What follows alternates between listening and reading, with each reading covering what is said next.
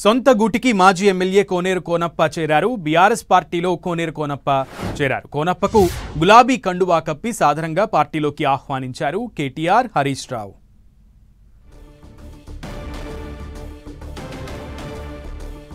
BRS పార్టీలో చేరారు మాజీ ఎమ్మెల్యే కోనేరు కోనప్ప. మొత్తానికి సొంత గూటికి కోనేరు కోనప్ప చేరారు.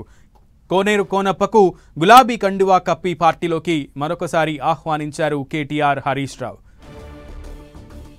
దీనికి సంబంధించి పూర్తి సమాచారం మా ప్రతినిధి ప్రేమ్ సాగర్ని అడిగి తెలుసుకుందాం. ప్రేమ్ సాగర్, ఎప్పటి నుంచో కోనప్ప మళ్ళీ సొంత గూటికి వస్తారు, కాంగ్రెస్ మీద అసంతృప్తిగా ఉన్నారు, కాంగ్రెస్ ప్రభుత్వం మీద అని వార్తలు వచ్చాయి. సో ఎట్టకేలకు ఆయన మరొకసారి బీఆర్ఎస్ గూటికి చేరారు. అప్డేట్స్ ఏంటి? రైట్ సునీల్, అంటే గతంలో ఊహించింది ఇదంతా కూడా. కోనేరు కోనప్ప బీఆర్ఎస్ పార్టీలోకి మళ్ళీ రీజాయిన్ అయ్యారు. ఆయనతో పాటు ఆయన తమ్ముడు Koneru Krishna ZP chairman, vice chairman గా ఉన్నారు కొమరంభీం జిల్లాకి.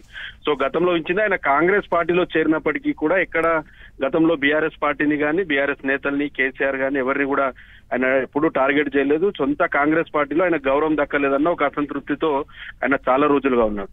ఇదంతా ఎపిసోడ్ పక్కన పెడితే ఆయన మొదటి నుంచి కూడా కొంత బీఆర్ఎస్ సంబంధించిన నేతలతో టచ్ లో ఉన్నారు.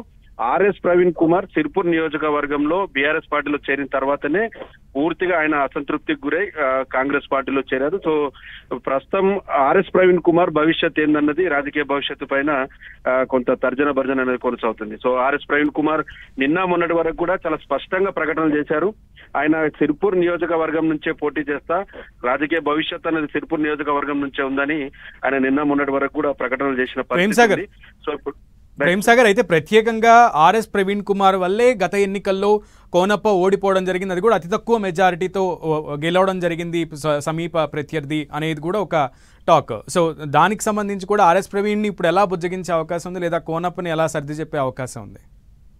వాస్తవానికి కూడా ఆర్ఎస్ ప్రవీణ్ కుమార్ విషయంలో బుజ్జగింపు చర్యలకు ఏ రోజు కూడా కోనేరు కోనప్ప ముందుకు రాలేదు. ఎందుకంటే చాలా తక్కువ ఓట్లతో ఒక రిజర్వేషన్ సంబంధించిన కాన్స్టిట్యున్సీలో, రిజర్వేషన్ కాని కాన్స్టిట్యున్సీ, జనరల్ కాన్స్టిట్యున్సీలో రిజర్వ్ క్యాండిడేట్ వచ్చి అక్కడ పోటీ చేయడం వల్లనే కోనేరు కోనప్ప అతి తక్కువ ఓట్లతో ఓటమి పాలయ్యాడు. ఆయన మొదటి నుంచి కూడా ఆయన మనసులో ఉంది.